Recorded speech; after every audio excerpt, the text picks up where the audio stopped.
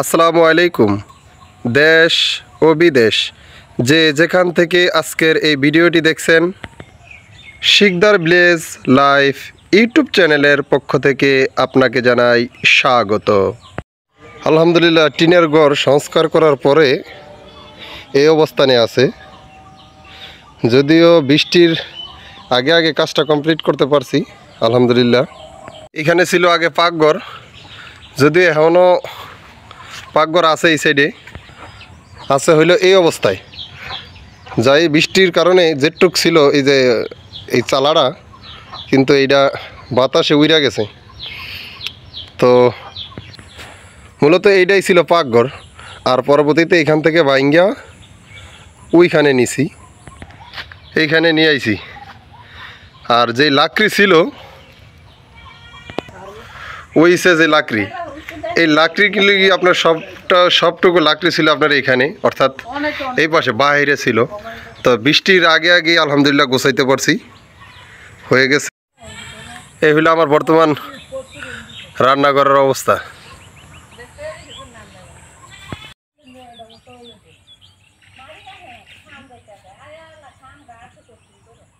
আকাশটা খুব মেঘলা দেখা যাইতেছে, হয়তো যে কোনো সময় জোরো বাতাস শুরু হয়ে যাইতে পারে।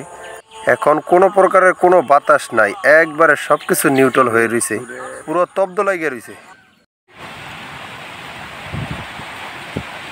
অবশেষে রহমতের বৃষ্টি আমাদের মাঝে আইসা উপস্থিত হইল।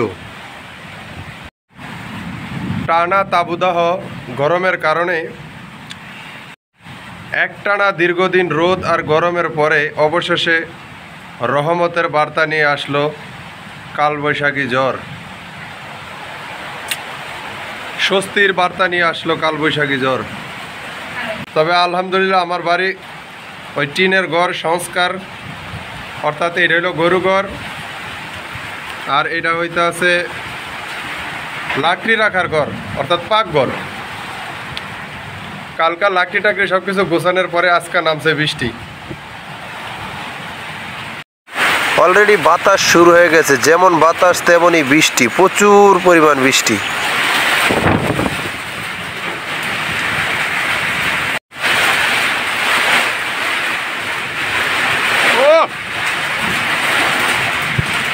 এতদিন গরমের পরে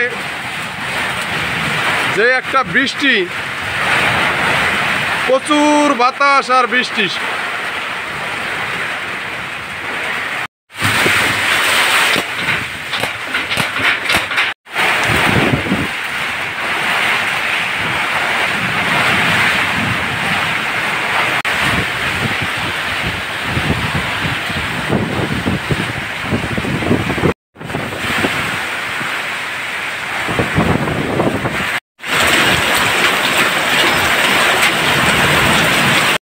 এই বৃষ্টিটায় পাট এবং মরিচ এই দুইটা জিনিসের অনেক উপকার হইব, পাশাপাশি আরও অনেক গাছপালা তরুলতা ইত্যাদি অনেক কিছু আছে, সবারই উপকার হবে। যেহেতু অনেক দিন যাবৎ বৃষ্টি হইতেছে না, প্রচণ্ড গরম।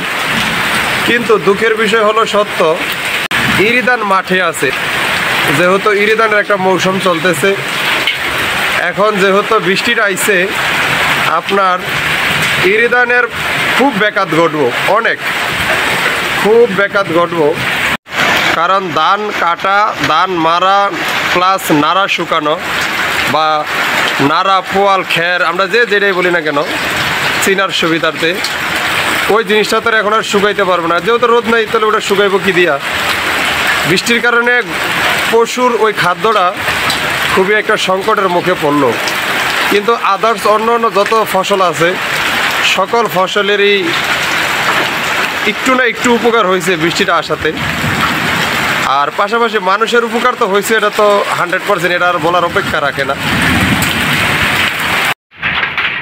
বৃষ্টিটা পায়া আর লোভ সামলাইতে পারলাম না, নাইমা গেলাম বৃষ্টিতে ভিজতে একটু গোসল করতে।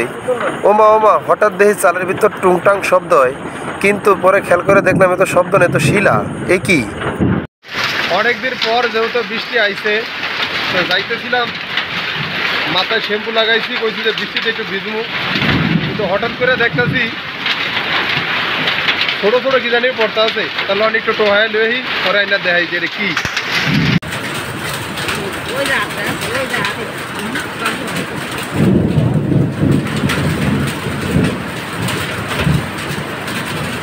আমার আবার এই টোকাটকির বিষয়টা দেখে আপনারা ভাইবেন না যে আমি বৃষ্টির ভিতরে মাছ ধরতেছি।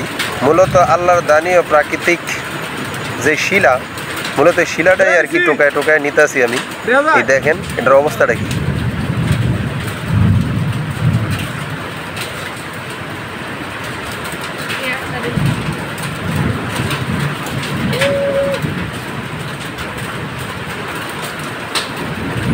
আজ এ পর্যন্ত, কথা হবে নতুন কোনো আরেকটি ভিডিওতে। সে পর্যন্ত ভালো থাকুন, সুস্থ থাকুন।